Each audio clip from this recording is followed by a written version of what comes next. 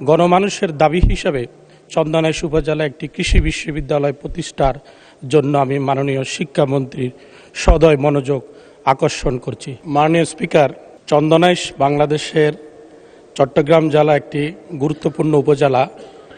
এই শহর একটি কৃষি নির্ভর এলাকা, দেশের গুরুত্বপূর্ণ বিভাগীয় জেলা।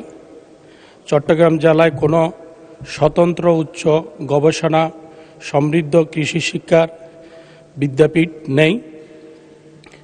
চট্টগ্রাম শহর থেকে 30 কিলোমিটার দূরত্বে চন্দনাইশ উপজেলায় একটি কৃষি বিশ্ববিদ্যালয় প্রতিষ্ঠা করা হলে কৃষিবিদ তৈরি সহ কৃষির উন্নয়ন ও গবেষণার নতুন নতুন কৃষি উদ্ভাবনের মাধ্যমে কৃষি নির্ভর অর্থনীতিতে গুরুত্বপূর্ণ অবদান রাখতে পারবে বলে আমি দৃঢ়ভাবে বিশ্বাস করি।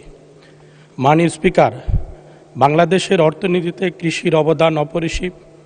2022-23 অর্থবছরে মোট জিডিপিতে এই খাতের অবদান প্রায় 11% থেকে 14%। দেশের শ্রম শক্তি প্রায় 38% থেকে 45% কৃষিতে নিয়োজিত।